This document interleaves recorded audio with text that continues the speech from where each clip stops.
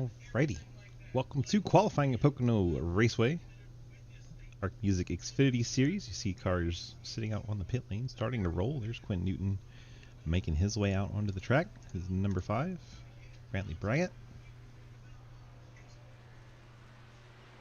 I think Quinn was the first one in motion, so we'll watch him.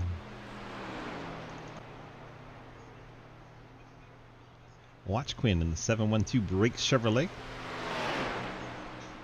Makes his way out onto the track. Zooming right on board.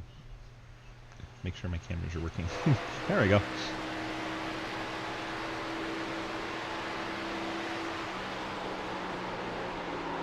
Oh, he's loose through the tunnel turn. You hear that ass sliding around.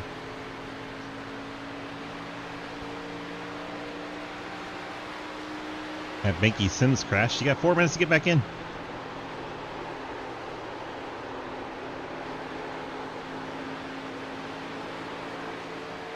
Off of turn 3, very important for qualifying. You have to get down this long straightaway, maximum speed if you're going to have a good time.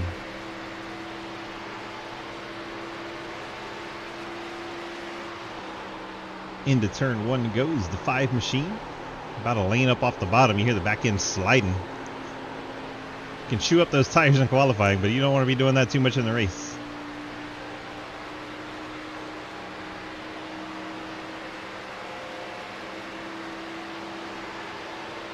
Into our tunnel turn, onto this little short chute. You'll notice in turn 3, right on the wall, it says what turn 4. We're about to exit right there in blue. What turn 4? Out of turn number 3 comes Newton. Should be one of the first cars to put a lap time in. And indeed, he does. We're going to get a bunch of numbers all thrown at us at once. Looks like Lucas Hoytsma. Comfortably ahead of Bill Rivard in second. Cody Cleaver, Quinn Newton, Davis Greenwell, Cliff Mole, and Travis Martin, the first 7 drivers to put down times. Beach jumps to 7th. Looks like Trevor Trago has made his way in. I think we got 29 cars. The back end slide. You fast guys and your looseness. Davis Greenwell clocks in 5th. So watch Hoytsma on his second lap, see if he gains any time. Nice and tidy corner exit of 3. Does not gain. He will Travis remain. Martin picks up 4/10 on his second lap, moves from the slowest qualifiers up to, looks like P12 now. Lucas has died. A deceased driver in 97. Okay, Ken Schrader. He went full Ken Schrader in the BAM Racing number 49, except it's not on fire. It does smoke a little bit, so we'll say it's on fire. I mean, it's pretty close. About as close as iRacing will get you. Cody Cleaver clocks in 3rd. Trenton Steed 4th. Bill Rivard 2nd. Grant Harrell in the 22. I know he has fans in chat. 22 pops into that 5th spot. Wolfenbarger jumps up to P2. I think no one coming close to Lucas Hoytsma's 53.846. I think our picks are looking pretty good, though. I would say they are. I picked Lucas Hoytsma pre-race. Swiss picked Garrett Wolfenbarger. They're about as close to the top as you can get them. 1-2. Giglio's got another lap in him. See if he can pick up from that 9th spot. Looks like he had a really good tunnel turn there. A little loose on exit. Brad Wilson jumps to 2nd. Another driver in the 53-second bracket. Finally, someone in the same zip code as Hoytsma. Definitely not on the same block. Here comes Giglio off of turn number 3. Mike Edwards to P2. And wow. He ties Hoytsma. 8:68 on his second lap. Hoytsma's second lap was an 8:68, as is Blake's.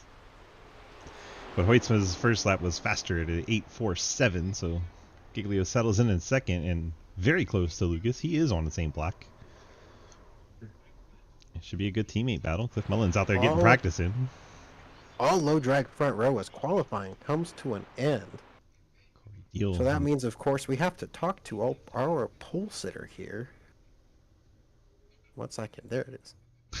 Do the Lucas, this is Hayden up in the broadcast booth. You got us? Oh, not this guy. Hello. Okay, guys. Yeah, I know. What Pocono. a clown up here in the booth joining Swiss. Long race here at Pocono tonight. You're sitting on the pole. Teammate to your outside. What do you think you got for us in the next 80 laps? Probably gonna tap the wall a couple times. It's really easy to either miss the bottom or lose the rear end on the exit. So it's fun. I love it. It's hard to drive, which is, that's the great thing about Pocono. So I think there's gonna be a lot of passing tonight. There's a lot of opportunity to do that.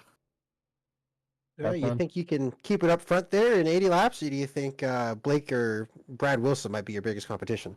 I think I'm gonna start out good as I always do, and then these guys will figure it out before I do, and then I'll probably get a podium maybe a bit. All right. Well, no pressure. You are my pick to win tonight. We have breaking news. Breaking news for Lucas Hoitzman's team from the Twitch chat. Very official place to get your news. EOL for the 97 for intent wrecking past the line in qualifying. Oh, shoot!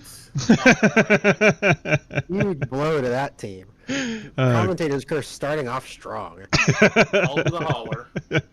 Good thing you don't have to listen to William, but I thought that was funny. That's good. Good luck, man. Thanks. That is your pole sitter, Lucas Hoitzma. All right. Well, we're still waiting on some cars to grid, but... Yep, a little bit. A little bit of the time. Shenandoah Shine cards, of course. Oh, there's Brad. Never fails. Never fails. Trenton's taking his sweet time. He must be on the John. We got 29 cars set to roll off, and only 3 of them aren't out there yet, and all of them are in the top 8. Trenton now on track. Brad Wilson has left for the track. Brad left the session. Oh, he's back on. There we go. I thought you said he left the whole thing. All right, well, let's do this thing. No. All right. Starting lineup presented by our friends at Labor 12. Lucas Hoitzman in the 97 is your pole sitter. See Blake Leo rolling off second. The number 16 Valvoline Ford. Mike Edwards, the Fort Worth Screen Ford, rolls off third. Brad Wilson in the Shenandoah Shine Ford. A whole lot of Fords up here. He rolls off in the 4th spot. Wolfenbarger in that Chevy Camaro starts in the 5th spot for Shenandoah Shine. Bill Rivard, his first Toyota, the Fort Worth Screen Toyota, starts in the 6th spot. Cody Cleaver, the Kabuto Chevrolet, starts 7th. And Trenton Steed, the Trans Technologies Camaro, in 8th. Grant Harrell, TOSCC Ford, starts in the 9th spot. And Brantley Bryan, Shenandoah Shine Toyota, in 10th. Starting 11th is the Labor 12 Chevrolet of John Neckrich. To his outside, the one door bumper clear Chevrolet of Ian Montrose. Starting in 13th is the YMCA Chevrolet. At least that's what I see. The 80 of Michael Deitch. I don't know. Words are hard. Starting in 14th, outside row 7, the 712 Brakes low drag Chevrolet Camaro of Quinn Newton. 15th, the AC Racing Graphics 37 of Cliff Mullins. 16th is the 21 Goons Chevrolet of Davis Greenwell. 17th, Mr. Ghostman Ford Hot Wheels Mustang. Love that paint scheme. Travis Martin, and to his outside, the 95 of Jeremy Clapper Newell. 19th, Andrew Beach, and rounding out your qualifiers in 20th is the 44 of Corey Deal. 21st, we have Trevor Trago, Wanagoon's Camaro. Carson Bechtel, the Wanagoon's Toyota Supra, starts in 22nd. Jay Munch, the Arc.io Supra, starts 23rd. Daniel Wallen, Labor 12 Chevrolet, 24th. Zach Margerson, the Gamer Subs GG Chevrolet, starts in 25th. Ashton Sackwell, the Plane 19 Camaro, starts in 26th. Mark Dingman, Velcro Chevrolet, starts in 27th. Matt Benke, the Amtrak Chevrolet, starts in 28th. Tyler Stillwell in his Firelight Ford starts 29th. 29 cars set to do battle here at Pocono tonight. Thanks once again to our friends at Labor 12 for the starting lineup music. Check them out anywhere you get your music, and we're waiting for the green flag. And there it is. Very even start from the front row. Bottom is a little tighter pack, but Blake Giglio with the early advantage as Brad Wilson blinks down the front stretch. Garrett Wolfenbarg going to jump up into the high lane, help his teammate, as it is a dead heat as we go down to turn number 1. Hoitzman with the inside line. Giglio sails it off into turn number 2, trying to run that momentum around the outside and take the lead away from his teammate. This is where cars can get real loose, so we'll have to look back through the field. Someone has blown up their motor, and our first caution is out. Corey Deal and Carson Bechtel, 2 Toyotas, crash on the opening lap. I had a feeling it was going to happen, and unfortunately it did. Bechtel loses it on corner entry, regains it, then throttles up, loses it again, tries to save it, goes right into Corey Deal, turns Corey head onto the outside wall, pops the motor on that purple Toyota. And a brutal start for Bechtel and Deal. Lap number 1 Big death in turn 1. You absolutely hate to see that for Corey Deal. Just wrong place, wrong time. Nothing he could have done there. That car came right in front of him, and that's a fast repair for Corey. Lost and all that, though, Blake Giglio is going to be scored your race leader. 44 has to take a tow. He's going to lose at least 1 lap. It's a big track, so hopefully he can get that back. Here's the 44 on the pit lane, currently waiting his tow time. Giglio able to get the lead away from Hoytsma. So he was ahead through 1 and 2. I say 1 and 2 as Dale Jr. style. The wrong way. You're saying it the wrong way. Correct. Correct, I'm saying it wrong. Correct, I'm incorrect. This is some weird stuff going on. Blame Dale Jr. and Hayden. It's just, that's all it comes down to. Brad Wilson 3rd, Edwards 4th, Wolfenbarger 5th, Rivard 6th, Trenton Sneed 7th. I'm pretty sure Trenton hates this place, if I remember correctly from previous trips to Pocono, and yet he always seems to run well here. Lucas Hoytsman nearly hitting the barrels. I'm going to go down there to the one and only Trenton Sneed and see if we can get ourselves a fuel number tonight. Should just bring him up here and chat with him. That's a good point. Long pace lap. Hey, Trenton Sneed, this is Hayden Smith on the booth. You got us? Hi. Who the What's fuck is the fuel Hayden number? Smith? 20. 20. Right on the Hey. damn number. 20. And Oh, we boy. have 3 sets of tires. So there's really no strategy. Just come There's down every no- 20 laps and take tires. There is no fucking strategy. Just pain. Just pain. See, I told you didn't like this place. I hate this damn triangle. And yet you always seem to run good here. Every time I see you race here, you do good. Stockholm Syndrome's a bitch. Oh no, that would mean you love this place. Oh, You just probably shit. shouldn't. I don't. I'm tired. I want to go to bed. Well, you got about 77 laps before you can do that. And at least it's not 100. At least it's not 150. Yeah, I saw that and I said, no, I ain't doing that. There's no way in hell I'm doing 150 laps here. Full length Pocono race. It's more than the actual No. Xfinity runs here. No. Just nope, not doing that. Like, I love you, Ghost Man, but no. I think you just left it up from last week with the lap count. Very entertaining though. I saw that number and I'm like, It's no way. There's just no way. No. Well, who do you think's going to finish higher, you or Andrew Beach? Anything's possible. I mean, give me something here. Well, the only races Andrew's actually finished in is the ones that I've spotted him, which is the trucks. So, probably me, but I could die. I don't know. Andrew's been quite cursed lately. Maybe you're like reverse jinxing him right now. I mean, that's kind of the dynamic. If one of us does okay, the other is usually dead. So if I die, Andrew will do okay. If Andrew dies, then I'll do okay. If we both die, then Cleaver's going to win the race. Oh. It works. It works too. Well, you're doubled up for the restart here. Good luck. Have fun. Don't die. And don't let Andrew die. I'm not a good guardian angel. We'll move him back to Chance 2 Extreme, and that's Trenton's lead. 20 laps on fuel. That's a little disappointing. What a sign off. I'm not a very good guardian angel. Bye. Field rolling here. On the back straightaway. Normally, we would say Pocono has the longest straightaway in NASCAR, but now that they did the horrible thing of getting rid of the best track in NASCAR for one of their weekends, and they're sending us to Mexico, that straightaway in Mexico is longer than Pocono's. Even if they didn't add Mexico, there's still a longer straightaway. What? There's, yeah. The backstretch at Coda? Nobody counts that. Is it a straightaway on the NASCAR schedule? But no one cares. Touche. Coda shouldn't be on the schedule, and I'll die on that hill. It's a great V8 supercar track. It's a solid F1 track. It's an entertaining NASCAR track in the rain. Yeah, tell that to Martin Truex. I mean, he wasn't entertained, but I was. Anyway, pace car off. They're stacking up big time. Blake is bringing him down, waiting as long as he can. He's going to get a good jump because of it. Man, he Clear slowed by down the car field. length over Hoytsma. It's probably going to irritate people. I'm going to bring radio back just so we can listen to drivers be unhappy about that. Horrible. There it is. Daniel just went horrible. That's all I wanted to unmute for. We're good now. Got our sound bite.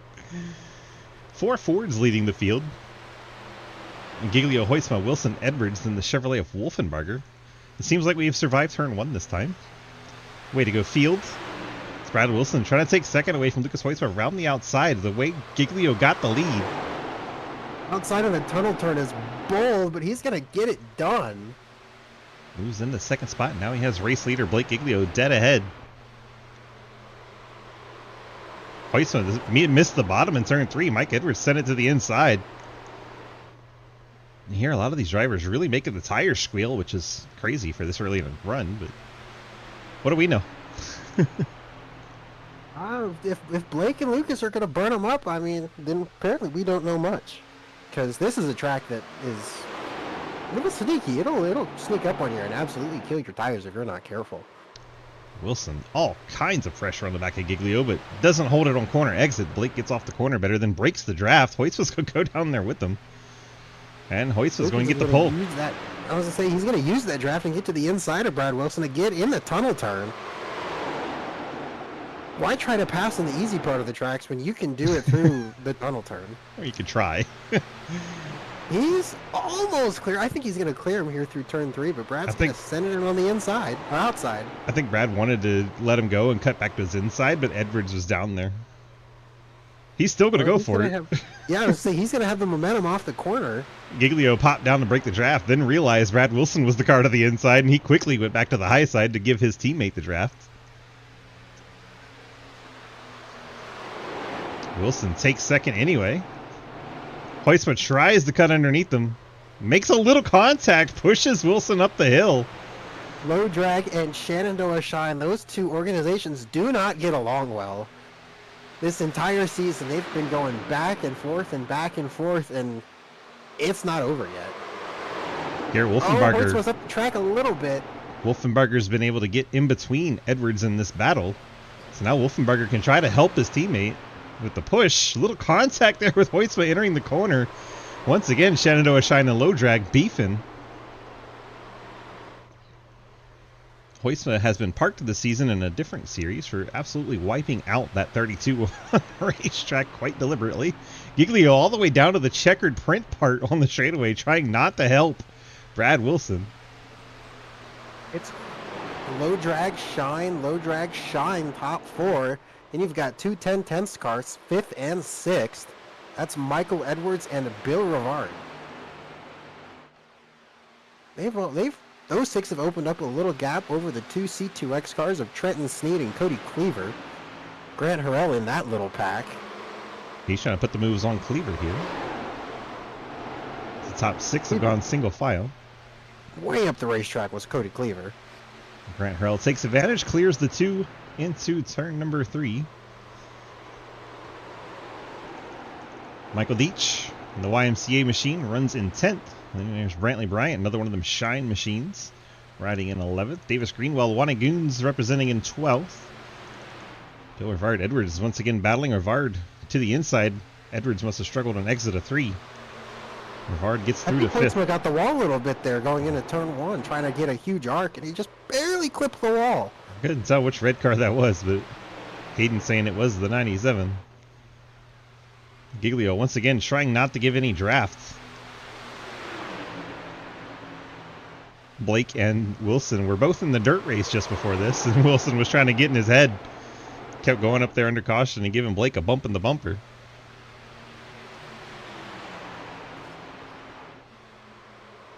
Ooh, Hoytsma way up the track. That's going to open the door for Wolfenbarger. as you highlighted earlier, those two don't get along quite well, and they're real close coming off of turn 3. Wilson thought about moving down to give him teammates some draft, but Hoytsma jumped down there to take advantage. Back in the pack, there's some hellacious racing going on at the tail of the field. Absolutely 2 and 3 wide coming off of turn number 3 back here. Brad Wilson sent it through turn 1. He's going to get to the outside of Blake Giglio down the first of the back stretches. We are not saving tires at all. What is this one? Long Pond? Long Pond straight into the short chute after the tunnel turn.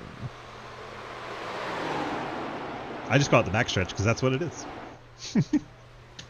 Lucas Hoytsma again going to help his teammate Blake Giglio with a little bit of an arrow push. Now physical push. That's more than arrow. The hell with arrow. We're going to physically push that 16. Still side by side for the race lead. Hoytsma pushing the Shine car. Interesting.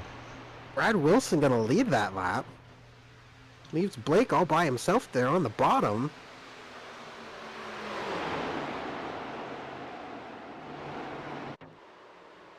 I'm confused by that tactic, to be honest with you. That's Wilson clear. Wow.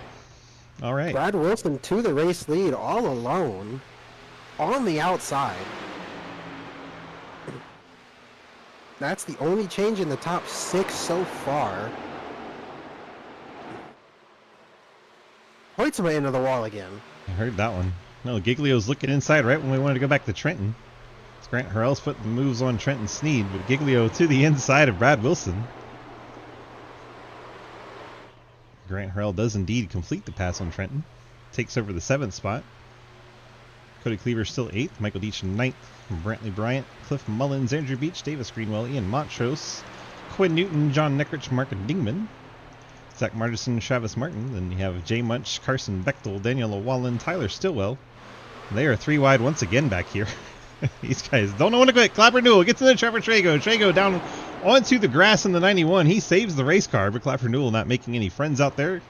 What a save. Going back to the old Clapper Newell there a little bit.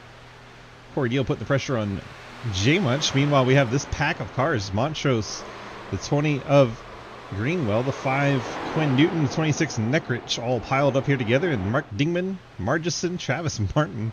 A lot of fighting going on back in the pack. This is about 14th to 20th. And our second caution waves, and I believe it's going to be a crash from the back of the field. Oh, it is Matt Banky. You're going to get contact from Stillwell. Yeah, Matt gets the outside wall, checks up in front of Stillwell. Stillwell not able to react in time, gets in the back of the Amtrak car, spins him around, pops the motor, and crashing for 24th. Back in the back of the field, they were racing very hard back there, but it was entertaining, to say the least. Now this, we were talking earlier that 20 laps on fuel doesn't give you a lot of strategy options, but a caution on lap 13 could open some things up for some people in the back. It really just kind of throws a wrench in everything. Yeah, it's like you only got 3 sets of tires, so you haven't hit your 1/3 mark lap 20 to come take one of those sets. But you could fuel up. Exactly. You could take some fuel, go long, maybe take a set of tires early and hope you get some cautions to make up for it.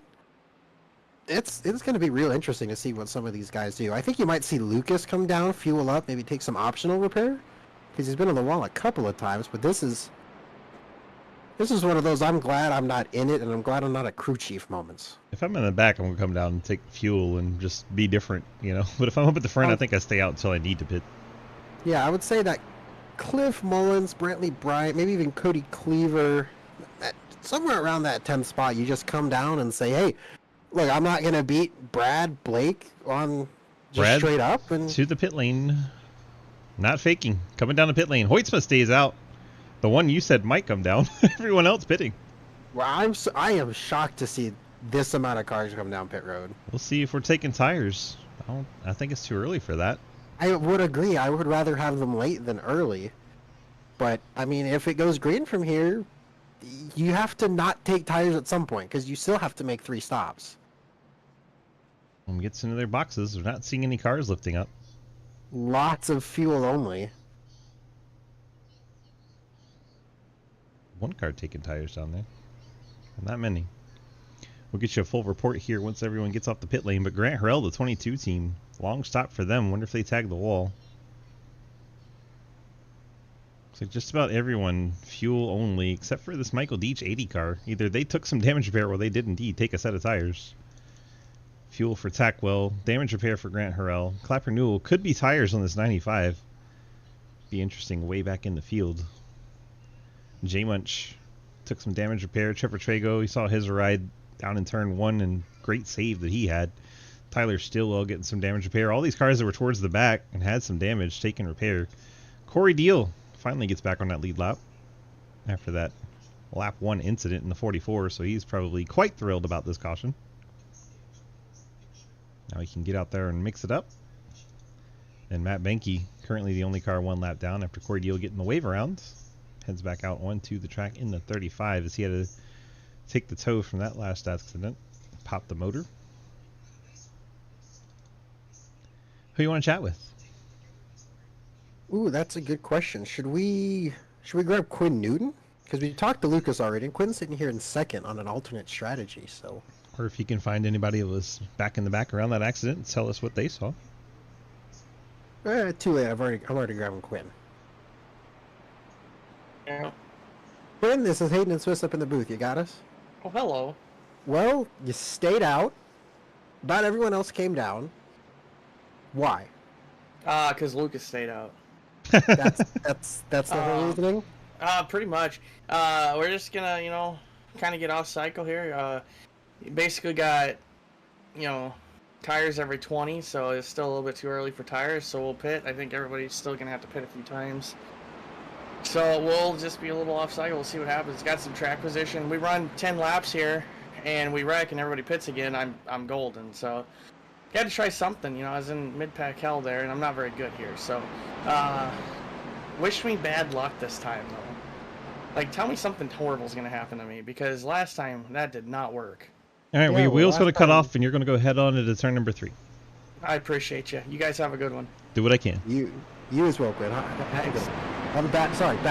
Thank you. Have Thank a you. terrible one. Thank you. Have a terrible an race. Absolutely horrid one. Appreciate it. I hope the worst possible things happen to you. I appreciate that. That means a lot. That is the 5 machine of Quinn Newton with 712 brakes on the hood there. Checking him out on Whatnot, doing card openings and brakes and stuff. So good to see Quinn Newton out there rocking his stuff. Trying to do the reverse broadcaster jinx. I love it. Now we're either right or it's not our fault. Exactly.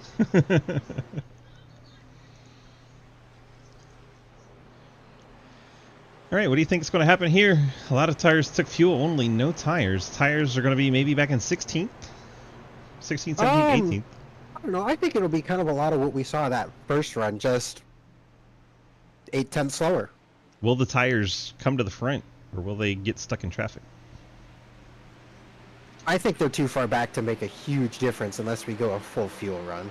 Lucas jumps out to the quick lead over Quinn Newton by 2 car lengths heading down in turn number 1. Newton and Giglio trying to work those team games to out-duel the Shenandoah Shine cars up front. Blake has Wilson to his inside. Out of turn number 1, they come still side by side for that third spot. Wilson trying to dump air on that back spoiler of Giglio, but Blake able to clear. Now we're single file quickly well into the field. We really do need to get single file for the tunnel turn, but they've demonstrated already today you can pass and go side by side through there, so Definitely maybe can. maybe not a total death sentence. We have lost Ashton Tackwell in this race, first car to officially call it a night, as Blake Giglio looks to the inside at Quinn Newton. Had to pass back in the field. Montrose and Bryant traded the 8th spot. Bryant taking that over. Giglio clears Newton. I don't think Newton's going to put up too much fight here. Just probably push him down the straightaway. Wilson, however, is going to put the pressure on the 5. He wants to keep up with Blake.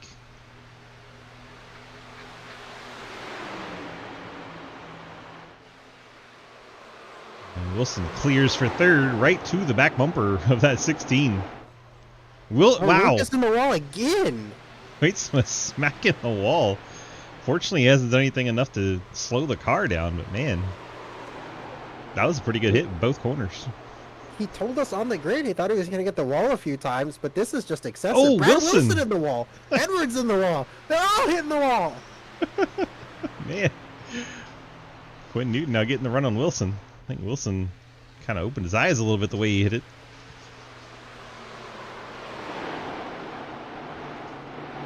We're going to need a static camera out of turn 2 and turn 3 at this point. Just watch the wall coming out of turn 3 and see how many cars hit it lap per lap. Get a wall counter. You've heard of a Darlington strike. Little did you know the bigger brother is the Pocono strike. Giglio's run down Lucas Weissman, and I think he's going to push instead of try to pass. Try to get away from the rest of this pack and break the draft while Quinn Newton battles Wilson. They're going to try and get away. And as you say that, here he looks to the inside. Lucas slammed the door. Wilson finally clears Quinn Newton. Wolfenbarger now trying to get through as well as Edwards. Wolfenbarger's going to clear. Edwards now to the inside by himself on Newton. We're blocking down the front stretch. Giglio to the outside of Hoytsma. That's how most of our lead changes have happened. Round the outside, round the outside. Ooh, Contact! Contact! Teammates not racing like it right now. They must think they've got a big enough gap over Wilson that it doesn't matter. But if they race side by side like this for long, he's going to be there in a heartbeat. Yeah, at the moment, Wilson does have their draft. It's not over a second where it starts to lose the draft. Oh, Hoytsma out of shape again. Jeez. They heard the Pocono is boring rumors, and they just said, watch this. Oh, now you show jinxed you it. Entertainment. Now you've jinxed it. Well, they're side by side for 5th at least, so. Go back and watch Quinn. Quinn trying to hold off Edwards and goes way down the track. He's trying to break Edwards' draft or trying to get the draft off the 32 ahead of him. Edwards it's having... going to be that one because your leader, Blake Giglio, went all the way down to the checkerboard, too. Hopefully Blake doesn't hit any epilepsy. I think Wolfenbarger's going to try and push Wilson. Those two have not been side by side yet. Blake, again, breaking the draft. I don't like that, though. The more you try to break that draft, you're adding distance, and distance seems to matter slightly more in iRacing than the draft does. So I'm not a huge fan of going all the way to the bottom. There's the draft aspect, the distance aspect, and you're also, with that extra distance, adding to your tire wear and your fuel. Especially if you do it drastically, yeah, it can absolutely screw your tires.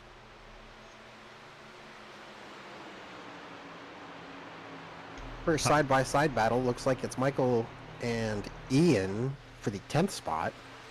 You gotta specify Michaels here. The one that I'm not going to try to pronounce the last name again because I got it wrong the first time. It's not that hard to say Deech. It was the first time. It's like beach with a D. Deech. And now they're all single file all the way back. That looks like Carson Bechtel. As we're watching a battle for ninth. Daniel Llewellyn. And 7th. Well, yeah. I said side by side, to be fair. They were side by side. Well, I see them side by side. Now, Grant Harrell looking to the inside of Brantley Bryant into turn number 3.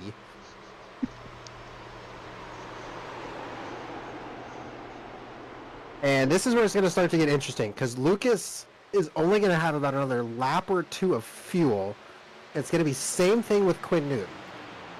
Newton in 5th, currently Hoytsma 2nd. And Meanwhile, when battle I for would assume 4th, Quinn Newton getting past. I would assume they'd take tires. Of course. Lucas, I think Lucas can definitely afford to because he's sitting 2nd, and he can stay on the lead lap. Quinn should be able to. He's only a 2nd back. He's only a 2nd back. I think the cutoff is somewhere around 4 or 5 before you go a lap down. And in any means, if he takes the tires, he's just going to go by everybody. Yeah. Oh, What a 2 cars in the caution. wall. The 52 and the 80. Michael Deech both hit the wall. Coming out of that last corner in the tunnel turn. That is something Lucas and Quinn don't want to see. Or maybe they do. Grant Harrell peeking again, not able to get alongside Mike Edwards, but we stay with this battle for 7th.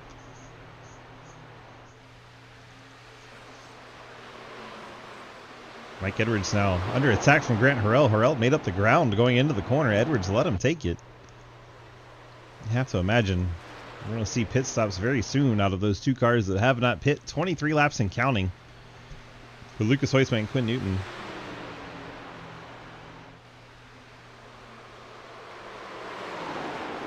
And overall, it'll be a positive gain for Quinn Newton. As he said, he was back in mid-pack hell about their 15th, 16th, 17th range, and here he is up in the 4th spot. Everyone has to pit the same amount of times as he does from here, so why not? This happened to Andrew Beach. Beach missing the front end. He's 3 wide here. 40 of Tyler Stillwell in the middle, slides up into him. Then Beach gets turned into the outside wall through the tunnel turn, loses the front bumper. And Andrew Beach going to limp that car back around.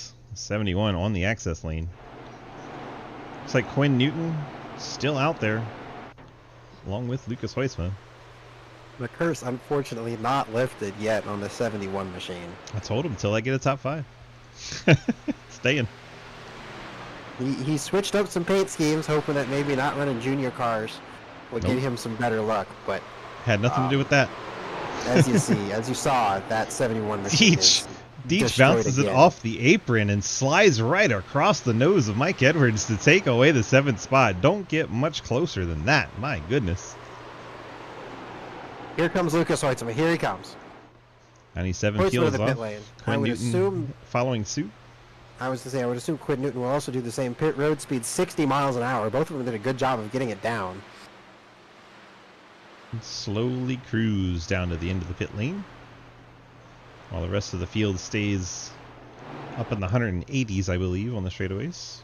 60 mile an hour is just so agonizing here on this pit lane. That's so long and so wide. It feels so slow. It does. So then you go to Dover with 35 and you're like, oh, never mind.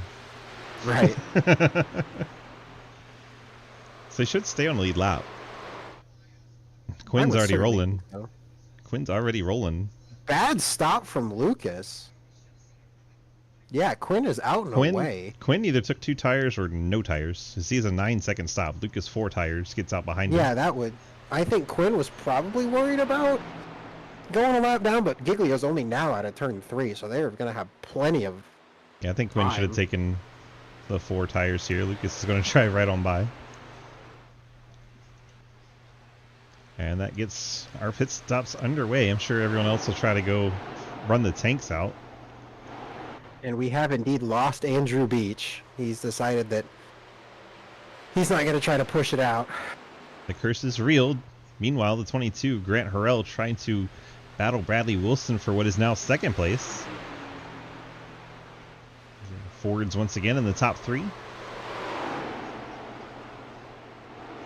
Little contact. Grant Harrell, a big slide to try and stay off Wilson. Did Harrell take tires on that last? I believe it was damage repairs. 19-second stop. So, potentially. Could have taken 4, yes. A long stop. Getting to the inside of Wilson now. Down into turn number 1.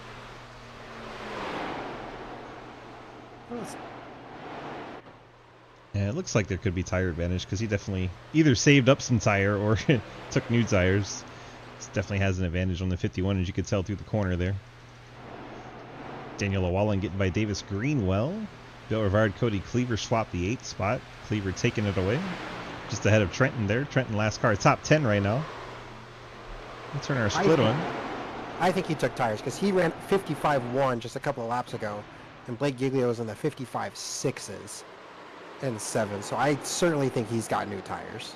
Good chance. Make him look like a genius, really. Right now, anyway. We'll see how it plays out late in the race.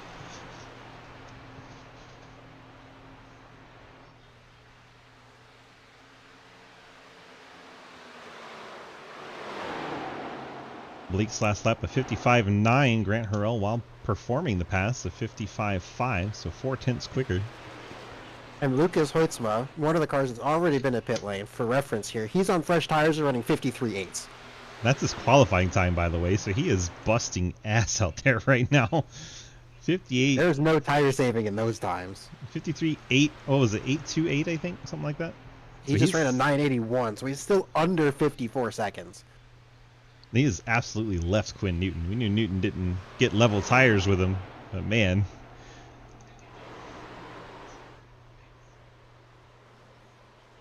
And here comes Wilson. Wilson to the pit lane. Gets it wool down. Not speeding yet. He's well under the pit road speed limit. I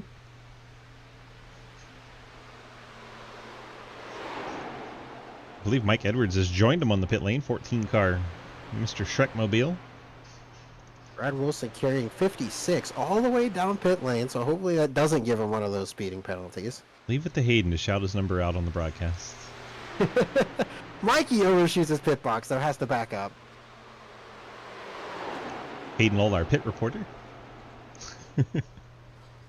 4 tires for both of those machines. Grant Harrell just tagged the wall coming out of, I believe that was turn 2. Yes. The camera angle is Ian weird. Montrose also on the pit lane. Right sides go up on that race car.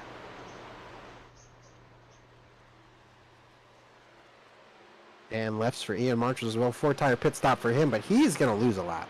Oh, by far. He's not even the first car lap down. Matt Benke's passed him. Brantley Bryant, Garrett Wolfenbarger peel off. A couple more shine machines right at lap 30. 32 and 52. They come down and take a set of tires and 4 sets of 4 Goodyear tires. That's the name. And some full We fuel. got there eventually. It just, my brain was like, you know what? We're taking off for the next 5 minutes. Wolfenbarger overshoots his pit box, has to back up significantly. Battle for the lead developing. Under 2/10 between Harrell and Giglio. Have to imagine Blake is going to pit as soon as Harrell passes him, or even before. An extended stop for the 52 of Brantley Bryant. I believe he was caught speeding. And he's gone over the 14, 16 second range, so it does appear to be a penalty for the Brantley Bryant machine. And that would explain how he got right to the back bumper of Garrett Wolfenbarger.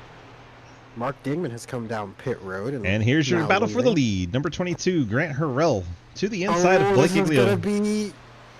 Mark Dingman wisely steps on the brakes and lets the leaders go by. Grant Harrell takes the race lead from Blake Giglio. Blake going to try and ride that draft now. Get an extra tow around the track. Pit road, a busy place. Top 14 cars still need to pit. Seems everyone else been to the pit lane. Trenton Sneed on pit lane. John Neckrich, David Greenwell, Carson Bechtel. And the 97 of Lucas Hoisma. Currently the first car that's been to the pit lane for this cycle. Rides 15th. It's only about 8.9 seconds behind Corey Deal, who's not pit yet. He'll make his way past the 52 of Bryant, who just came out after penalty. So Bryant going to lose a lap due to that speeding penalty. And he also got really sideways right in front of Lucas Hoitzma, so that was... Lucas was not liking that. 52 put off some smoke, those rear tires were sliding so much. Davis Greenwell comes off the pit lane, temporarily a lap down. Once these pit cycles come through, he'll be back in the fight, but that's for position, the 82 on his outside. It's like Cliff Mullins, the 37, misses his pit box, has to back up. Second car we've seen do that.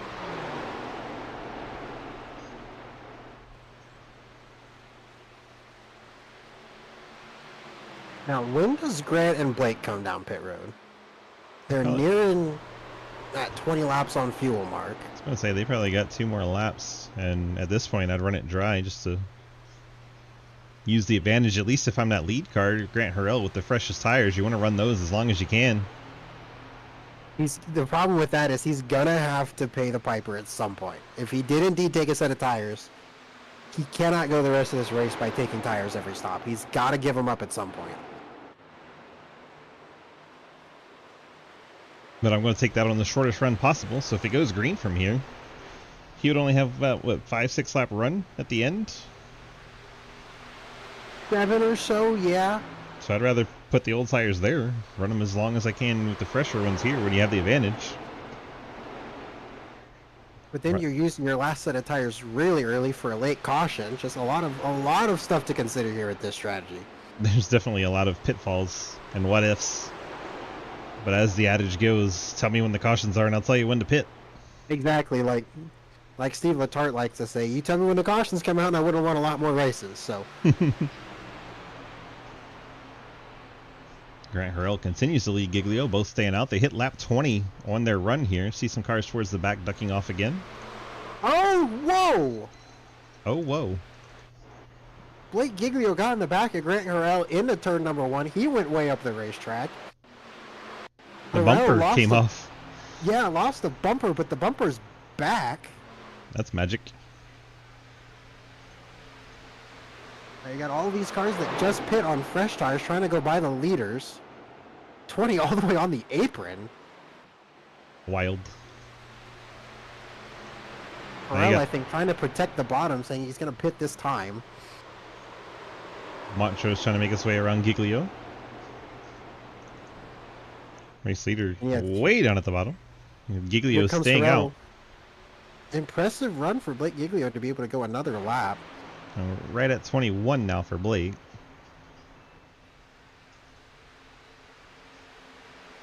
Cars that have not pit yet. Blake Giglio.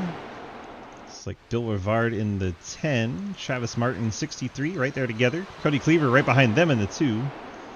Those are the cars that have not been to the pit lane. Blake has Tires 4.5. are going on the... Go ahead.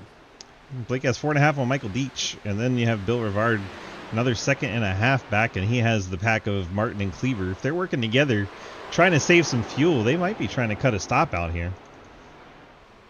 22, Grant Harrell did indeed take 4 tires, so he's down to 1 set remaining in the pits, and I believe Blake said he's coming this time. I'm presuming that he took that other set of tires. So 21 laps, Blake Giglio on the pit lane. Michael Deach coming down. Bill Rivard staying out. Travis Martin coming down. Cody Cleaver staying out. Oh, 2 cars Here's- left to pit. Basically, the rest of the drivers that stopped on lap 13.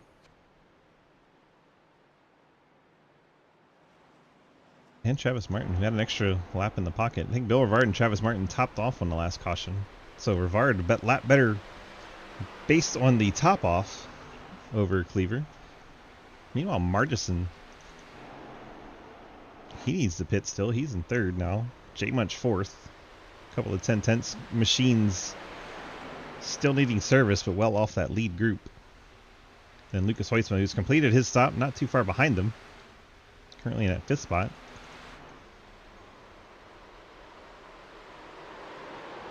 I would assume we see Bill Rivard and Cody Cleaver down this time or next time. I think Bill stays out. Yep. And he does. Cody, though, to the pit lane. If Bill can do this, he might be able to cut out a stop. I think he needs one more. If he can do this, on the next 2 runs too. It'll put him at 66, I think. Yeah, so he could. And the caution's gonna ruin it all. Perfect. Perfect. Who done it? Who done it? Who is it? Matt Benke. Ooh.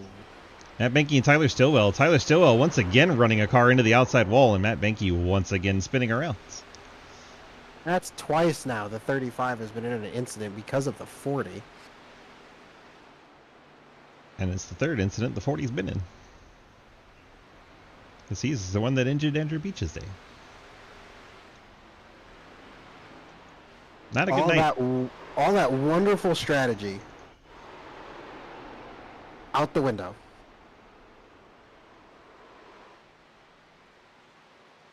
You know what? I think Matt Benke would be a great interview after having 2 incidents with the same car. You feel like calling Matt?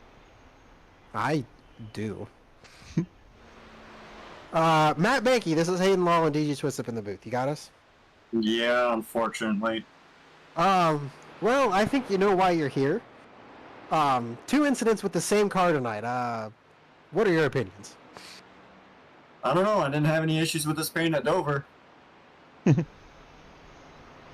drivers are silly people and always think the paint scheme has something to do with it. Yeah, they always do, but unfortunately this time I got my nose chopped. Yeah, it looked I was like you gonna say got it was- pushed up into the outside wall that time. You're not the only one that's got pushed up into the outside wall by that particular car. He's done it a couple of times tonight, and he was the one that got into the back of you and spun you out the first time. So figured maybe you'd have some strong words for him, but we're gonna blame the paint scheme.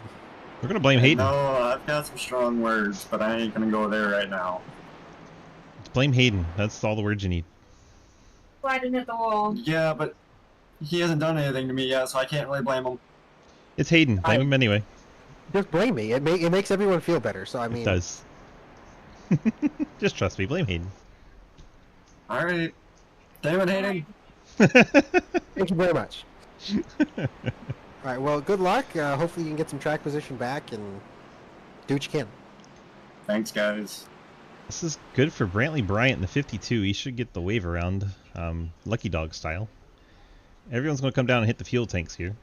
And it should get everyone back into a one stop from here. I wonder if Lucas takes tires. Not here. I mean, you can probably make it on one more stop. Use your Yes. second set. But if you get that late caution, you can have a set laying there.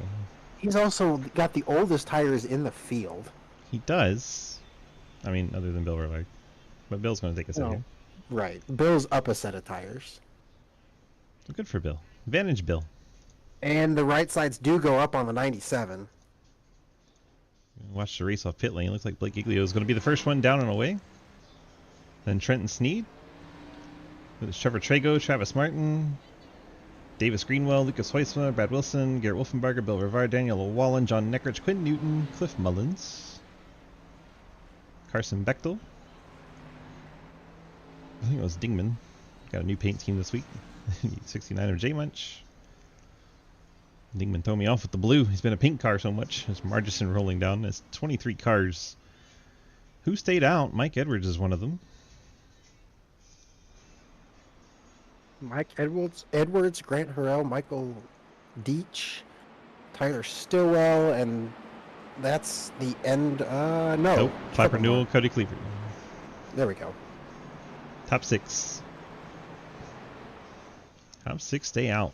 Blake I keep Giglio. forgetting the standings don't update until they cross the start finish line. Yeah. Top 6 stay out. Then fuel for Blake Giglio down to Davis Greenwell in 11th. Lucas Heusma, the first one on new tires in 12th. Brad Wilson tires, Wolfenbarger, Rivard all taking tires. Llewellyn 4-second stop. Guessing he just topped off the tank, came back out 16th. John Neckrich 4 tires. Quinn Newton took a set. Cliff Mullins 12 seconds. I'm not sure what he did on his stop. That's an odd number. Carson Bechtel took a 4 tires. Mark Dingman bolted on 4 in the 82. Jay Munch 5-second stop. I think he topped off the tank along with Margison. Then Brantley Bryant. It's going to be our lucky dog. Wait for him to zoom by the camera now. Shenandoah Shine Toyota in the 52. He'll be 25th for the restart. He's just waiting for Corey Deal. Corey, I think, has some right side damage, so he was down there fixing that up in the 44. And 25 on a lead lap. So we hit halfway. Oddly enough, we're going to have about a, 100-yard dash. Are we wrecking? I heard screeches. Is that Tyler Stillwell? Or Trenton? What happened here? The 40 of Tyler Stillwell. Oh, someone, yeah. Tyler Stillwell. What happens to the 40? He just turns drifts down left. and the 80... He goes a little left and the 80 goes a little right. They meet in the middle and the 40 goes down on the apron. Okay. That's one of the wildest. That was Huh. something. That was something. There's now rear bumper damage to that 40 machine, so that's. I got nothing. Michael Beach says, don't text and drive. So I wonder maybe if that's what happened there. Well, as we said, this is the final lap for the halfway point, so we're going to get about a 100-yard dash for the top 10 points here. Could be why some of these cars stayed out, get the bonus.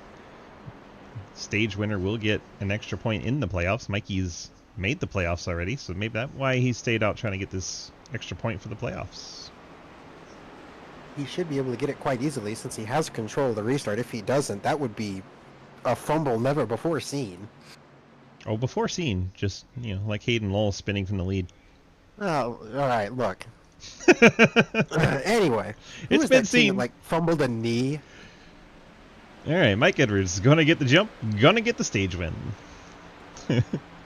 Edwards gets to the 9 points. Harrell 8, Stillwell 8, Harrell 9, Deech 7, Cleaver 6, Trago 5, Clapperdoe 4, Sneed 3, Greenwell 2, and Wilson gets the final point at halfway. And we're 3-4 wide. Trenton Sneed's in the middle of it. Someone sideways. It's Hoyt's Lucas. Hoyt's Travis gonna Martin's save loose it. too. Oh, the Oh, 80 into the wall. Back up into Trenton Sneed. Sneed. Trenton Oh, no. Sneed is just dead. Holy crap, what an accident we just witnessed. Trenton We've Sneed got a was lot. obliterated. We've got a lot to unpack here. Trenton, unfortunately, just... Wow, wrong place, wrong time for him. 2 separate incidents. I think it was 3. There's a lot going on. If we start up front, Michael Deech just lost it all by himself into the inside wall, came right back into Trenton Sneed. Oh, jeez, that hit by Trenton is vicious. So that one solves that. That takes care of that one. Then if we go back, Tom Neckrich lost his whole nose somehow. I think he hits the 80 again. Hoyt was out of shape. Wolfenbarger sticks his nose in there, and that causes the whole thing. Oh my gosh. There's so many replays to look at. I don't know where to look. Lucas got loose, and that got Wolfenbarger, which got Travis Martin. Yes, but Lucas got loose from contact. Travis saved it.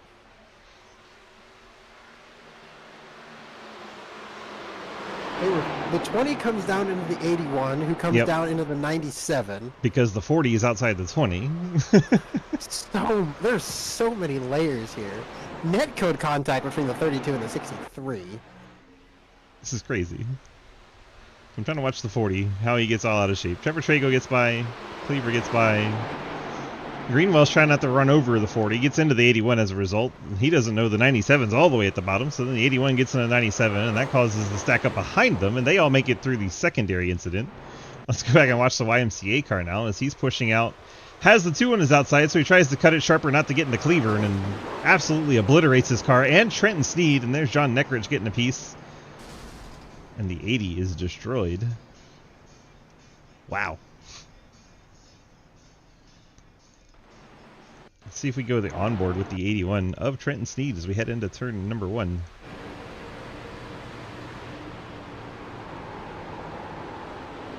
I think the 20 doesn't know they're 3 wide, or 4 wide really. Doesn't know there's 2 cars to his inside. Trenton survives that, does not survive this. Oh my gosh. I think the 10 of Bill Rivard got a piece of it. Trenton hits the inside wall. And wow, probably a little dizzy after that. This doesn't hear in the Lots VR. of cars coming down the pit lane to top off on fuel. Make sure they can make it. So one more stop, yep. This is really going to shake up the field. Ian Montrose, door bumper clear machine, gets the lucky dog. He'll head around the pack and catch back up. Trenton Sneed has gone 1 lap down after the tow. Has taken his fast repairs, rolling again. Now he needs a caution to catch back up. Matt Benke, the first car 1 lap down. Talked to him after that last incident. Apparently you only lose 1 lap taking the tow, so that's good for these guys. Michael Deech has retired the 80 after that one. Probably a good idea. I think that was the second incident that car had been in. And from that whole thing, the only driver we've lost so far is Michael Deech. I believe I just said. I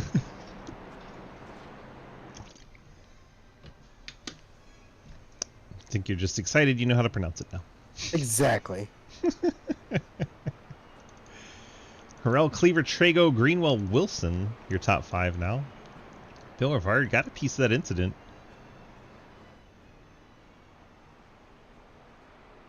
Doesn't look like hurt that Supra too much. Garrett Wolfenbarger in 7th.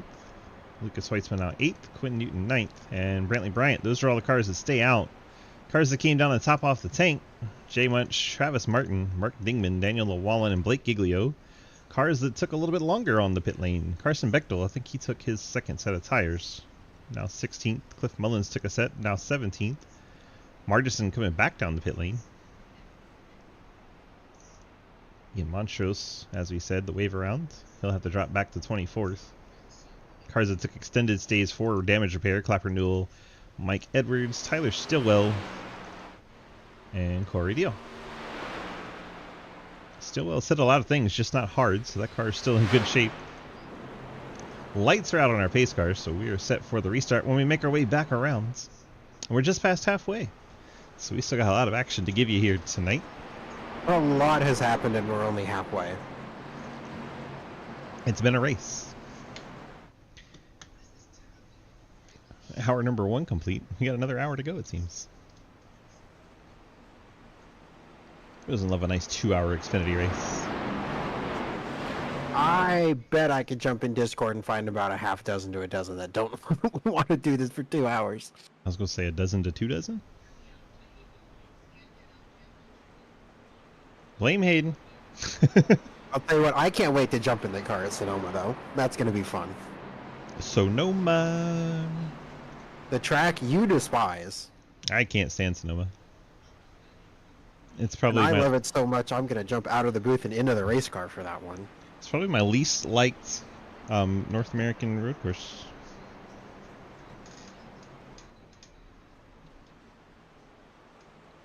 I'm trying to think of a rebuttal, but I can't think of too many road courses off the top of my head. That's weird. You own them all. I do, but that doesn't mean I know them all. Anyway, your front row for the restart. Grant Harrell picks the outside. He's going to be your control car. Cody Cleaver to the inside. Trevor Trago, Davis Greenwell, and Brad Wilson, your top 5. And if your car has anything other than a 2 on the door, you are not on the front row. Good restart for Grant Harrell. He's going to get a car length gap over Cleaver. Side by side for the 3rd position. Wilson going to look 3 wide.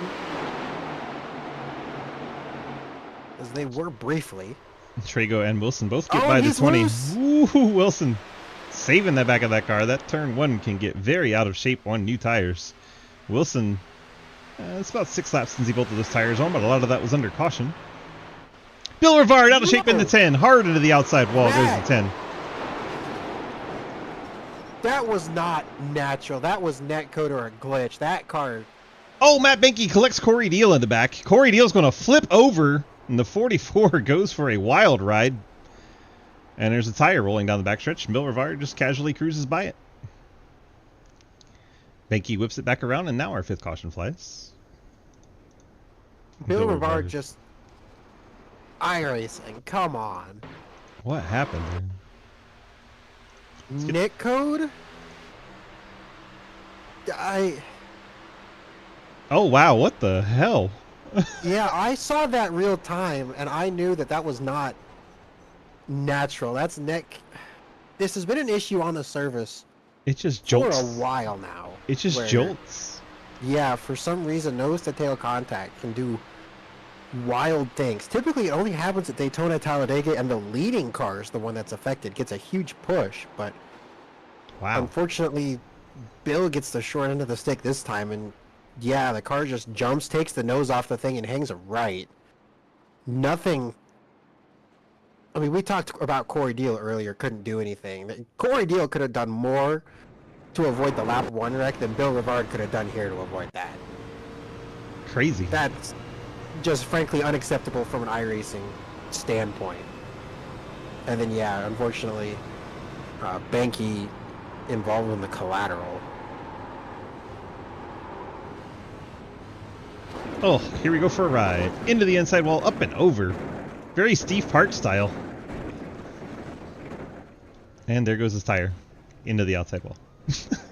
Bill Rivard has decided that's enough for him. He's taking the car to the garage. He's done. Corey Deal makes it back to his pit stop. He's just not saying anything and keep to myself is what he says. And because was the reason. So how did Benke get involved? That's the one thing I haven't found yet. He was in the contact in turn 2 with Bill. I think there might have been... Was that one netcode? No, there was contact on that one. He gets up into the outside wall and then turns left right into Corey. Oh. Bill Rivard coming off the wall gets into Matt Benke. And then Matt's Again, car... nothing Bill did wrong. Bill just not in control of his race car because, I mean, iRacing refuses to fix known problems. Bill's in the wall, then comes off the wall right as Matt Benke's going by him. Says the report from the 10 was his wheel was 90 degrees turned, couldn't do shit. And Matt Benke into the outside wall, then back down he comes right across the track. Corey Deal pretty much full speed right into him. Yeah, again, Corey Deal involved in 2 incidents where he really couldn't do anything. I mean, he could have checked up, but other than that. Also not expecting Benke to No, you're cross not. the racetrack like that. But there is an incident ahead. You are right. You could have understood that that is Matt Benke and checked up. Well, I mean, he could probably... Let's go back and watch his cockpit before I say anything stupid. But I feel like you could have seen something going on. Why did I jump to Lucas? I don't want to go to Lucas's car. I want to watch Corey. Oh, we went back to Lucas again. That poor car just limping around. Oh my gosh. That yellow on top of your taillight makes it almost look like a Nissan Silvia. It's kind of cool. Anyway, back to cockpit. Here we are on board the 44. Let's see if we can detect issues happening ahead.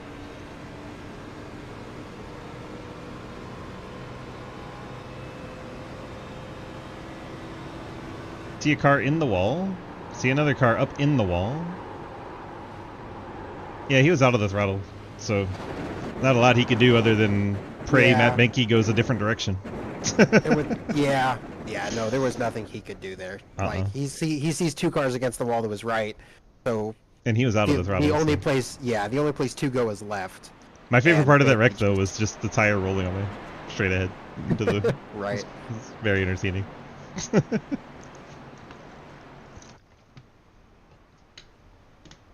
And by the time he actually saw the cars going up to the wall, he was out of the throttle, so it's not a whole lot of difference could have happened.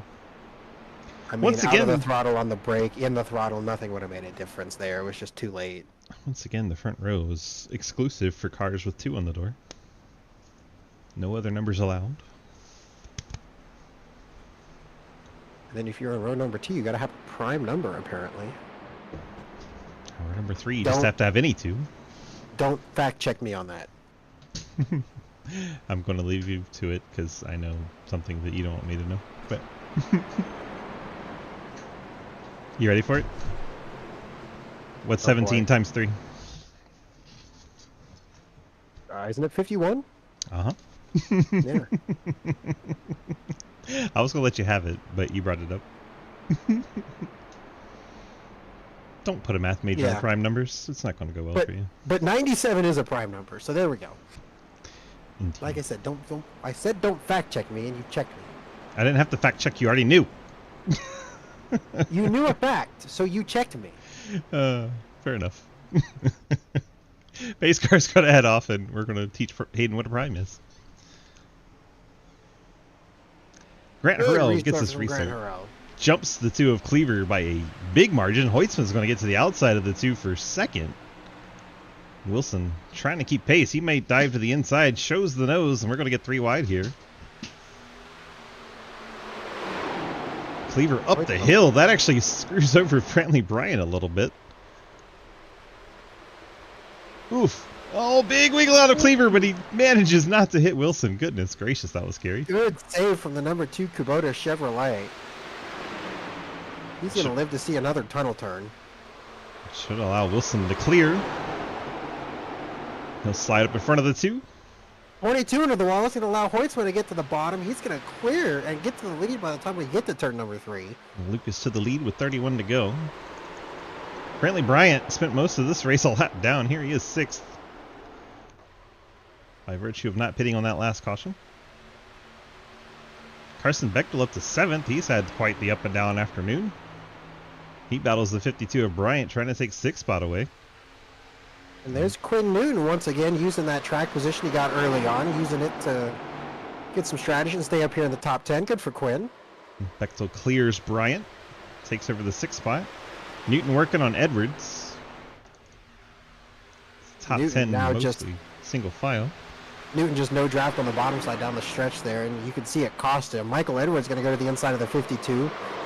Bryant Way way up up the the hill. racetrack. That is not the line through the tunnel turn, even on the high side. Goodness gracious. These guys are getting real racy. Laps winding down. Even back here, 13th and 14th. Dingman and that's Greenwell in the 20. Right behind Trevor Trago and Travis Cliff Martin. got in the back of Quinn. Good save from Quinn Newton. Ah, he hit the wall. You're bragging about him a little too soon. Neckrich, we saw his car damaged in that big wreck. He's working on Blake Giglio. I think Blake's been kind of biding his time back here, but now it's time to start seeing the 16 move to the front. I believe he came down and topped off on under one of the previous yellows. This most recent one, he came down. They all blur together. Trevor Trago, Quinn Newton, battle for 11th. Trago up at the top side, Quinn Newton down low.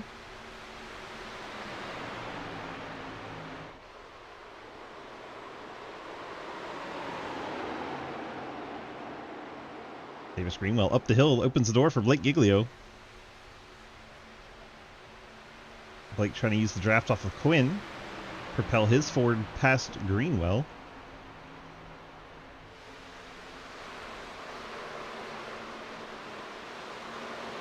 We get a little six-pack of cars racing here. Newton and Trago, Giglio and Greenwell, then Neckrich and Dingman. Trago clears the 5 of Newton. Greenwell clears the 16. Now Blake goes immediately to the top side. Now there's a Quinn Newton up there. Greenwell clears the 5 of Newton. Blake wanted to slide up to the wall, but wasn't clear as Newton was there.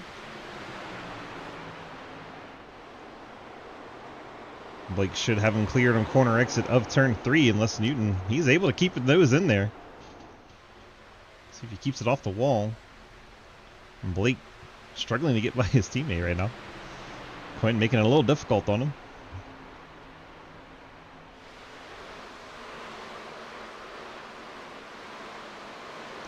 Quinn lifts just a sec early, allows Giglio to drive it into the corner. He's going to try to cross underneath him on corner exit and just keep harassing the 16. Blake probably not happy with that in the voice chat, telling him, what the hell are you doing? Neckrich gets down there behind the 5, gives him a little assistance down the straightaway, and Neckrich trying to assist Newton. Just ahead of them, Travis Martin got by the 37 of Cliff Mullins for the 9th spot.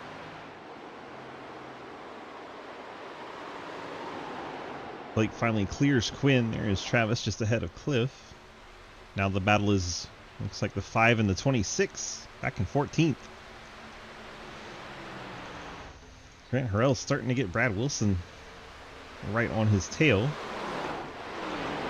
have Bechtel all over the back of the 32 of Wolfenbarger. That is for 5th. Mike Edwards right there as well. 27 laps to go. Still a pit stop to go here from Pocono in the Arc Music Xfinity Series.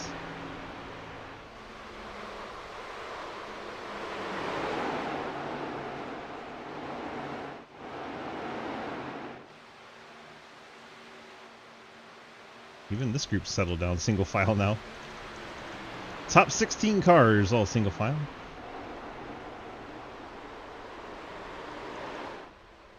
I say that Carson Bechtel's trying to put the moves on the 32. Garrett Wolfenbarger. See if that Toyota can peek out at the end of the straightaway. Looks like he's decided to stay in line and push the 32. Wilson ran a little bit lower than Grant Harrell. Grant Harrell is going to be the first car that's going to be needing to come down for a pit stop. It's been 20 laps since that 22 has been to the pit lane. Now he got the caution.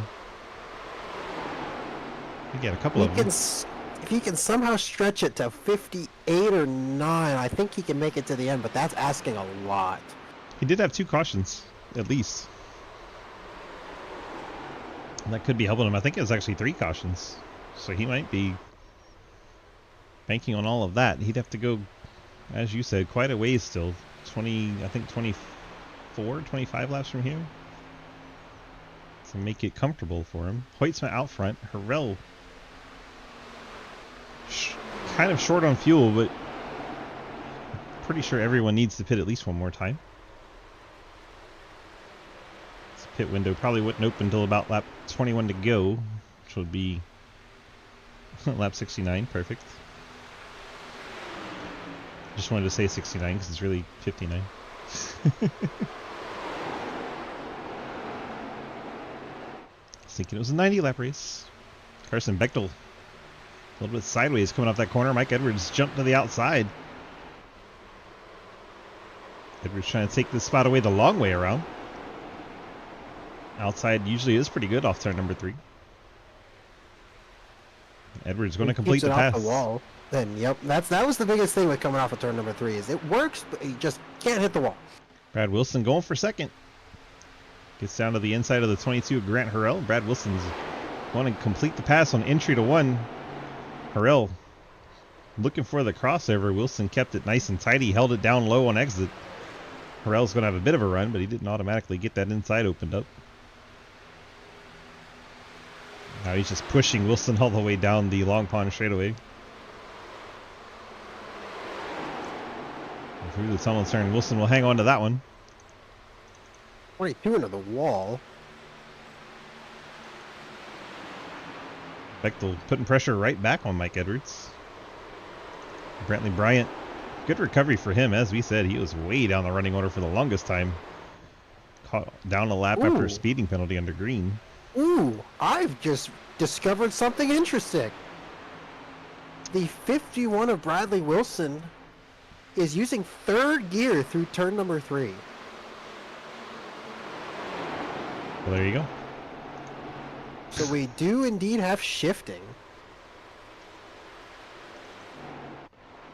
Quinn Newton, Davis Greenwell, Mark Dingman, Ian Montrose, Trenton Sneed, 14th to 18th, plus Margison and J Munch, all right here together. Margison and J Munch not on the lead lap. We're all discombobulated and passing one another. As soon as we go to watch them, they go single file. Mark Dingman, big slide out of the corner. Ian Montrose looked to his inside, not able to get there.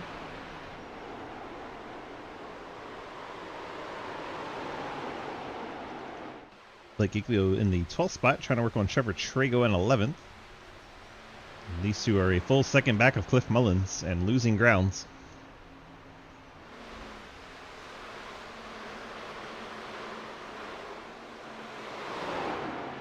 Brad Wilson down to 3rd gear in turn 1 and 2 now as well. Or turn 1, whatever you want to call it. You did it. You did the thing. I did it. I did the thing. Giglio gets to the outside of Trago. He's going to take away the 11th spot on the high side, exiting turn 1.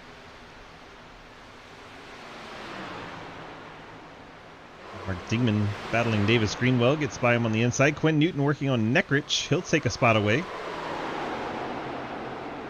Quinn Newton, one of those ones going to have to start looking at fuel. Grant Harrell, 24 laps since he's been down, and I think he's thinking about coming right now. He got very low on turn 3, but back out he goes. That's impressive. So I think Harrell's going to make it to that 21 to go, and I think he'll be okay.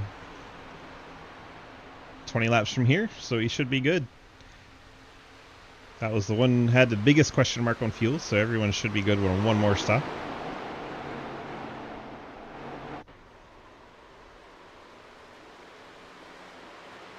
Greenwell and Montrose trade spots back here, the 120. Now Trenton Sneed's right in the middle of that in the 81. 2 cars behind them not for position. Trenton, last car on the lead lap in that group. See 2 cars further back, Daniel Llewellyn back there. He's still in the lead lap 19th. Montrose battling Greenwell. There's a lot of battles going on. It's Cody Cleaver's run down to 22. Cleaver looks to the outside of the 22. These two, remember, are the front row on the restart. Harrell getting very low. And he's coming down. 22. Decided it is time to pit. He'll be the first one of our lead lap cars to pit. Make their final stop of the race. 22 rolls slowly down the pit lane. We'll see if he takes 4 tires or what we get out of the 22's strategy call here. I'm sure he has to take 4 given it's 20 laps to go, right? You would absolutely think so. There's no way you can run another 20 laps on the tires you've got 20 laps on. Unless you want to hope for a caution, but that feels like a really, really large hope. This is a big stretch. Nice and clean in his box. We'll update you where he comes out.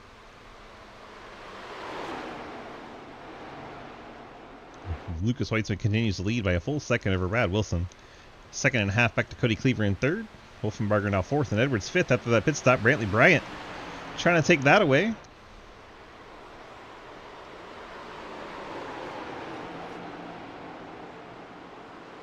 Carson Bechtel, Cliff Mullins all right there. Here comes more pit stops. A lot of cars peel off right at lap number 20. Garrett Wolfenbarger, Brantley Bryant, Carson Bechtel all hit the pit lane. Brad Wilson also the 51. Four-pack of lead cars off the racetrack and into the pit lane. They'll be the first ones to the new tires. Track position can be quite important here. Not the easiest place to pass.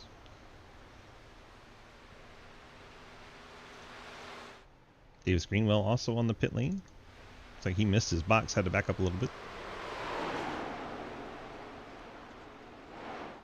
Watch and see what the response is from these front cars. Edwards usually one of those guys at short pits, so I'm a little surprised he wasn't one of the first ones down. Rod Neckridge says he's going to come to the pit lane this time. Lucas stays out. Cody Cleaver coming down. Two-car woes it down.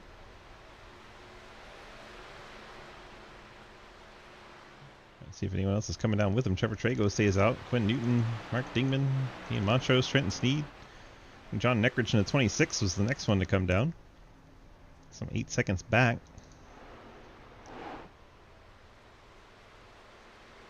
Wilson, 15th. First car has completed his stop. Ahead of Garrett Wolfenbarger and Carson Bechtel. Grant Harrell and Brantley Bryant. All those cars have completed their stop. Weitzman, your leader. Into turn number 3 for our race leader. See if he decides now is the time or if he's going to run it a little more dry. It's been 24 laps, but there's some caution mixed in there, so he could probably go another 2. Cliff Mullins coming down now. Mike Edwards stays out. 37 hits the pit lane, so all kinds of strategy. This is very entertaining. Cliff Mullins has company in the form of Trevor Trago and Quinn Newton in the 5. So that leaves 9 cars that still need to pit. Hoytsma has nearly 4 seconds on Mike Edwards. Travis Martin working with Mike. And Blake Giglio right there. Seems Blake's used all the traffic moving out of the way through the pit cycle as his opportunity, although he smacks the outside wall hard right there. Broadcaster curse continues. Blake catching the wall through the tunnel turn. See if he comes down after that pop on the wall. Nope. Nope, he's staying out. I think Lucas Hoytsma, our race leader, on the pit lane, hands the lead to Mike Edwards. Mike will get a lap led as he passes Lucas before the start-finish line.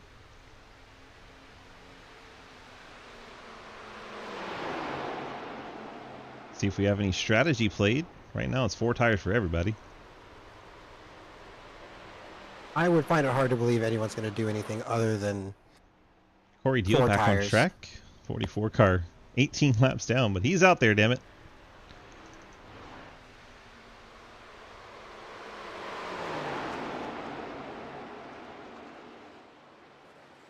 Oh, Blake Giglio Blake in the wall again. again. Pushes Blake. so hard. All right, now he comes in, right? Lucas back out on track. Yep. Nope. No. I thought Mikey's he was coming coming. down. Mike Edwards peels out of the lead. 22 laps. And he comes down. All these other cars stopped on the last caution and topped off, so it's really up to them when they stop. But if they get caught by a caution at this point, cars aren't a lap down, so it's really going to screw them. Yeah, kind of in a danger zone here. The last 5 cars to make their final pit stop: Martin, Giglio, Dingman, Montrose, and Clapper Newell.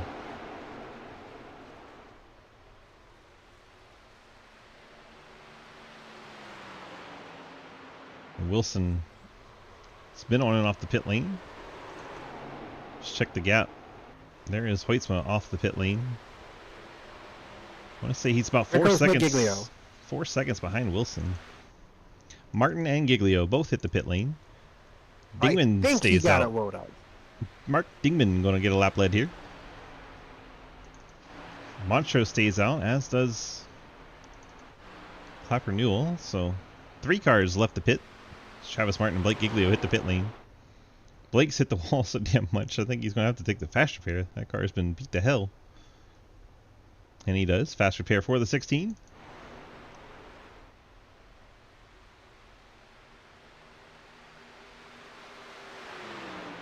Check out on track. Brad Wilson, that's his advantage over the next closest guy, Garrett Wolfenbarger, is like 3.5 seconds back. Brad Wilson making up really good time right now. Cody Cleaver working over Wolfenbarger. Carson Bechtel, Lucas Hoytsma in that picture. This would effectively be 2nd, 3rd, 4th, and 5th. So Hoytsma's going to go 3 wide here with Bechtel and the 2 of Cleaver going into the Blake's summer. sideways. Blake's gonna. He saved it. Blake's going to save it. He was more than 45 degrees. Mark Dingman hits the pit lane. Ian Montrose stays out. Montrose gets a lap lead. Clapper Newell takes over 2nd. 2 cars left the pit on this cycle. It's a good shot at the door bumper clear Chevrolet. Dingman on the pit lane after he led a lap. Brad Wilson passes him up to the 3rd spot, and Wolfenbarger and Hoytsma are going at it back here. What's going to effectively be 2nd once the cycle completes. They've made up a 1/2 second on Wilson.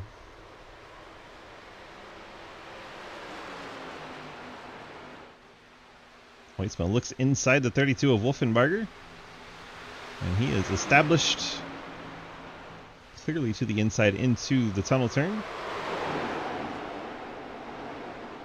I think we're clear coming off the corner. Lucas Hoytsma up to effectively 2nd.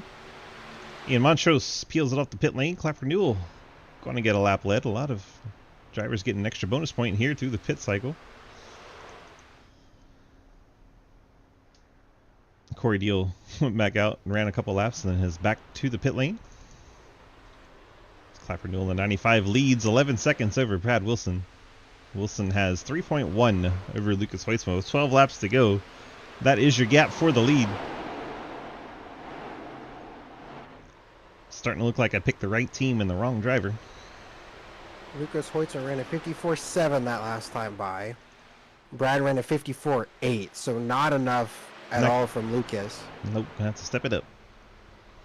Report from the 44, parked for the night. Leaves 23 still running. Clapper Newell, I'm sure, coming down here along with Margison. Margison off the lead lap, tried to stay out there as long as he could in the lucky dog spot as Clapper Newell bends it into the pit lane. He's going to brush the wall. Wonder if he picked up a penalty. That was a very precarious pit road entry. Brad Wilson takes the race lead. Lucas Hoytsma going to move up to 2nd, so he gets by Clapper Newell. Clapper will drop down the order.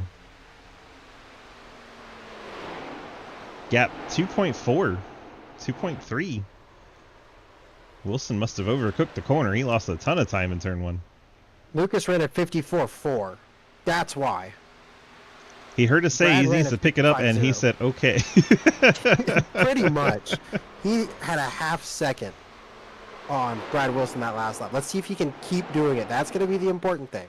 He has to keep doing it. That was insane lap he just put down.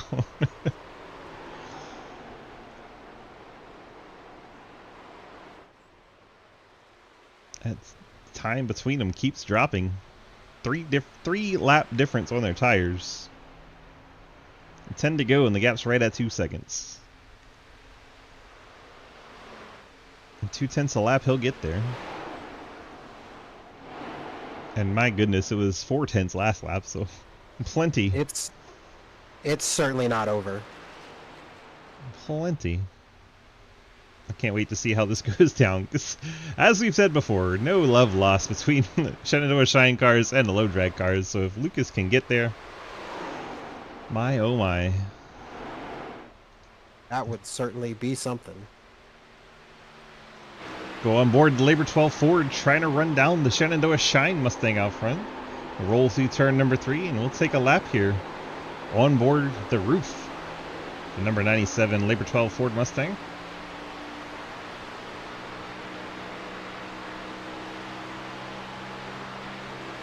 While we watch this, let's let Hayden talk about what Arc Music is.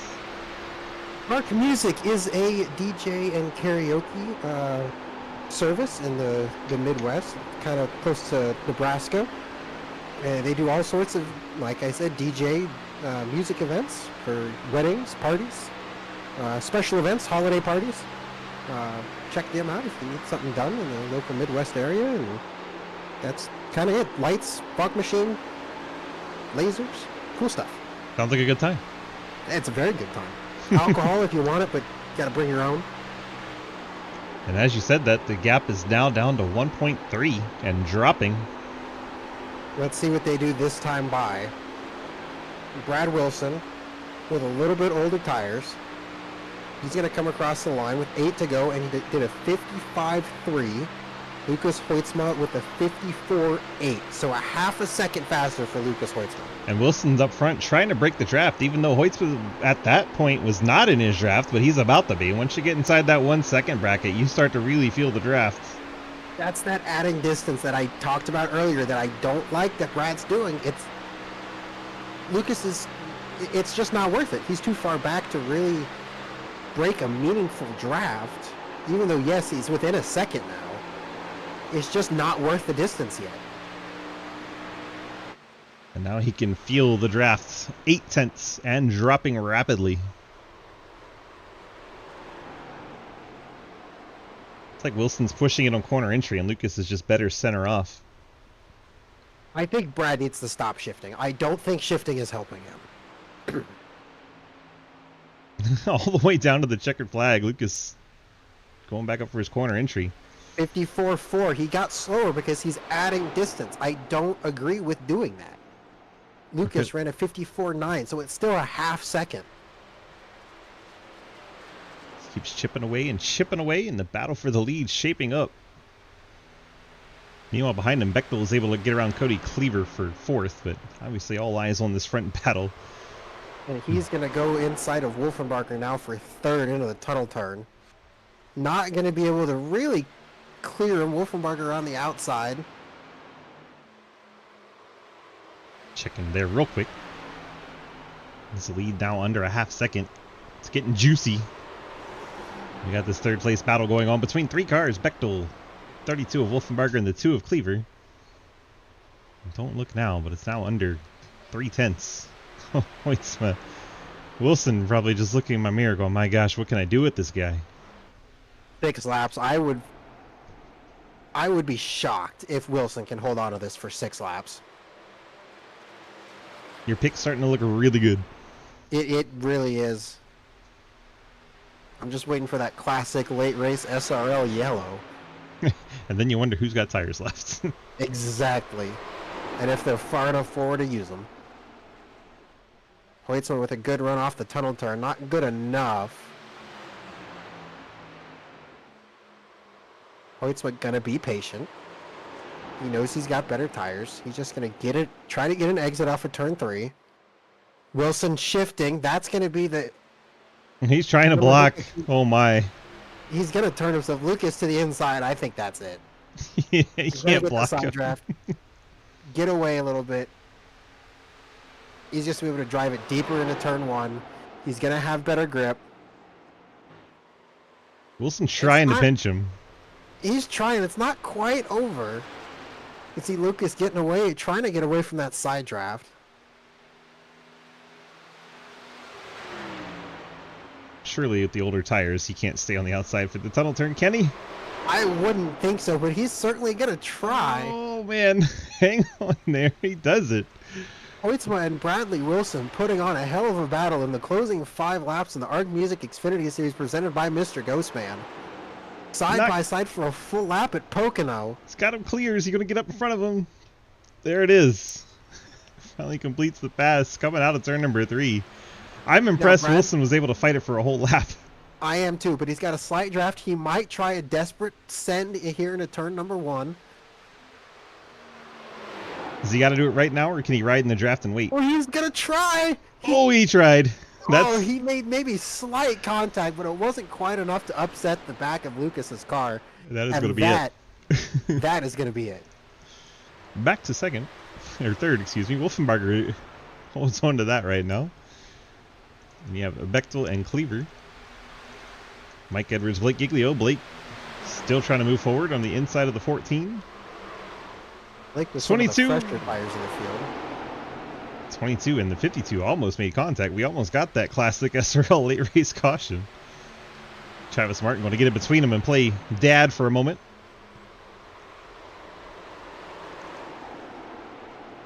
Giglio completes the pass on Edwards. The 52 into the back and the 63 in the middle of turn 3. I thought that was about to get ugly. Cleaver clears Bechtel, who's up to the 4th spot.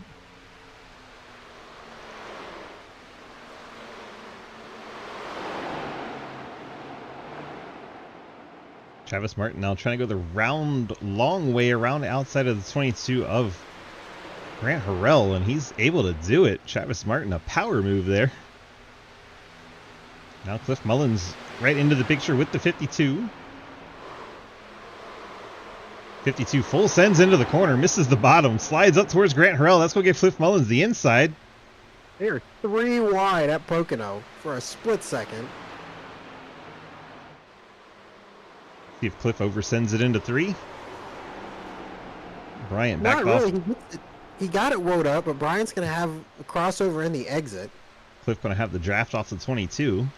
But the 52 is going to side draft and pull that 37 back.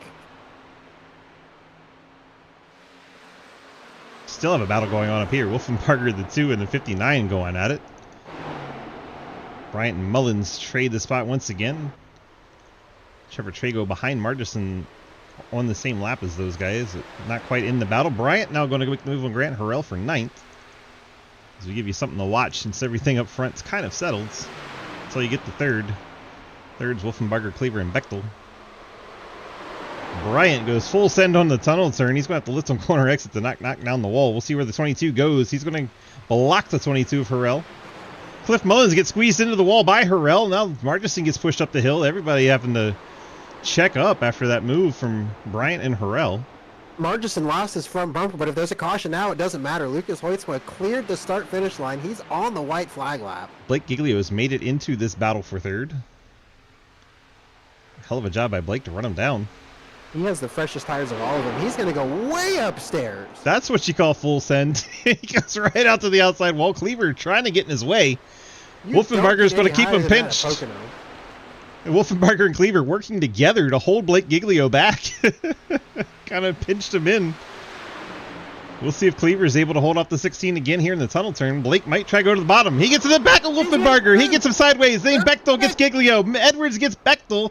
They're all going sideways. They all get it straightened out once again, but that's going to be a huge help. Cliff Mullins around. Uh-oh. Anyway, Lucas Hoytsma off of turn number 3 for the final time. He's going to win at Pocono. Brad Wilson 2nd. Cleaver going to come off of turn 3 by himself after being in that battle for so long. He'll get 3rd. Wolfenbarger and Edwards bounce off one another. Wolfenbarger 4th, Edwards 5th. Then they crash. Travis Martin 6th. Carson Bechtel 7th. Bryant 8th. Trevor Trago 9th. And Grant Harrell's going to end 10th. Quinn Newton 11th. Trenton Sneed 12th. Blake Giglio Alt F4s in 13th. Ian Montrose 14th. John Neckrich 15th. Cliff Mullins, after getting turned, ends up 16th. Davis Greenwell 17th. Daniel Llewellyn 18th. Mark Dingman 19th. And Jeremy Clapper Newell rounds out your top 20. Final finishers out on track. Jay Munch 21st. Margison 22nd. And Tyler Stillwell 23rd. Lucas Hoytsma is your winner. Go get him. Really quick housekeeping here. Cliff Mullins was involved in that also last lap incident off of turn 2. He got on the outside wall, and unfortunately Trevor Trago nowhere to go, ended up turning him. But yes, let's go grab your race winner, Lucas Hoytsma. From pole, converting it to the race win, Lucas, you said you were going to hit the wall a bunch, and you did. Ultimately, didn't matter. Brought it home P1. Walk us through your night.